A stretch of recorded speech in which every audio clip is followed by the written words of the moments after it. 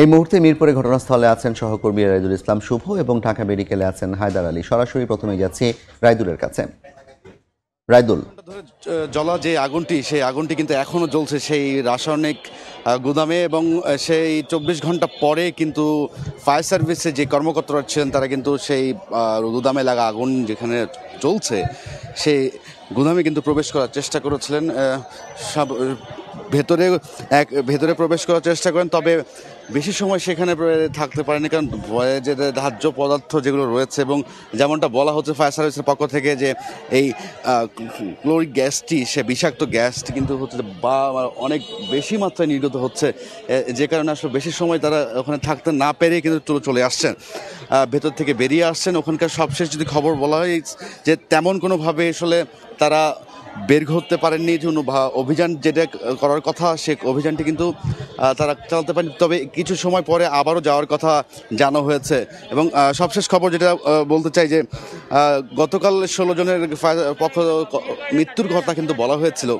এখন পর্যন্ত আর এমন কোনো হতাহত বা নিহতের বা কাউকে উদ্ধার করা সকাল থেকে যায়নি। এখন পর্যন্ত যে ধোঁয়াটি নির্গত হচ্ছে ফায়ার সার্ভিসের পক্ষ থেকে, এই এলাকা জুড়েই কিন্তু আসলে একটি বিশেষভাবে সকলকে মাস্ক ব্যবহার করা বা নিরাপদ দূরত্ব বজায় রাখতে বলা হচ্ছে, কারণ এই ক্লোরিন অ্যাসিডটি আসলে বিষাক্ত শৈলের শ্বাস প্রশ্বাসে গিয়ে কিন্তু এই এলাকা সহ পুরো এলাকাটি ক্ষতিকারক একটা দিক আসবে বলে সেই জন্য বারবার কিন্তু আসলে নির্দেশনা দিচ্ছে এবং সকলকে আসলে নিরাপদ দূরত্ব বজায় রাখতে বলা হচ্ছে। তো এখন পর্যন্ত যদি সবশেষ খবর বলতে চাই যে সকাল থেকেই আসলে অপেক্ষা করা হচ্ছে 11টা কিছু সময় পরে যেই ফায়ার সার্ভিসের দুজন সদস্য তাদের যেই কেমিক্যাল স্যুট আছে, বিশেষ স্যুট, সেটি ব্যবহার করে পরিধান করে প্রবেশ করেছিল ক্রাইম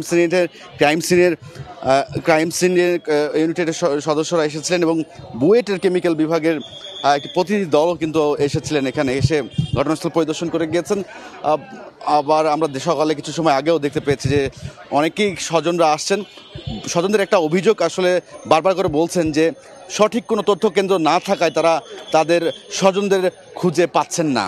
তো এই ছিল আমার কাছে আসলে ঘটনাস্থল থেকে সবশেষ। আমরা একটু ঢাকা মেডিকেলে যেতে চাই, সেখানে আছেন আমাদের আরেক সহকর্মী হায়দার। মিরপুরের অগ্নিকাণ্ডের যে 16টি লাশ, সেই লাশ এখন পর্যন্ত ঢাকা মেডিকেল কলেজের জরুরি বিভাগের যে মর্গ, সে মর্গে রয়েছে। আমরা সকাল থেকে আছি এখানে, সকাল থেকে দেখছিলাম যে এই লাশের বিপরীতে বিভিন্ন দাবিদার, বেশ কয়েকজন দাবিদার এখানে এসেছিলেন এবং তারা বলছিলেন যে লাশগুলো দেখে, লাশের শরীরের তার পরনের পোশাক এবং ঘড়ি কিংবা আংটি দেখে তারা লাশের পরিচয় প্রাথমিকভাবে শনাক্ত করছিলেন। এরপর এখন পর্যন্ত এই লাশ হস্তান্তরের বিষয়ে প্রশাসনের পক্ষ থেকে তাদেরকে কিছু জানানো হয়নি। এই দাবিদাররা আমাদের কাছে অভিযোগ করছিলেন যে সকাল থেকে তারা এখানে অপেক্ষা করছেন, তবে লাশ তাদের কাছে কখন হস্তান্তর করা হবে, তখন তারা লাশ নিয়ে বাড়ি ফিরতে পারবে, দাফন করতে পারবে, সে বিষয়ে এখনও তাদের কাছে কোনো ধরনের সিদ্ধান্ত দেওয়া হয়নি। তারা যোগাযোগ করছেন রূপনগর থানা পুলিশ। এখন পর্যন্ত রূপনগর থানা পুলিশের কোনো কর্মকর্তা এই লাশগুলোর হস্তান্তরের কাজ শুরু করেনি এবং হাসপাতালে এখন পর্যন্ত তাদেরকে দেখতে পাইনি।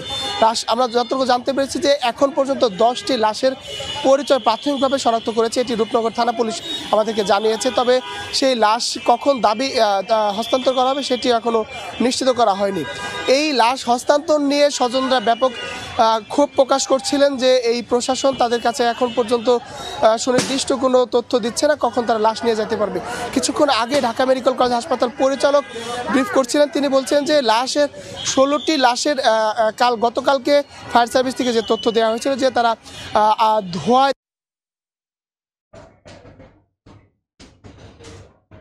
রাজধানীর রূপনগরে অগ্নিকাণ্ডের ঘটনায় নিহতদের খবর জানাতে ঢাকা মেডিকেল থেকে যুক্ত হয়েছিলেন হায়দার আলী, এবং এর আগে রূপনগর থেকে যুক্ত হয়েছিলেন আমাদের এক সহকর্মী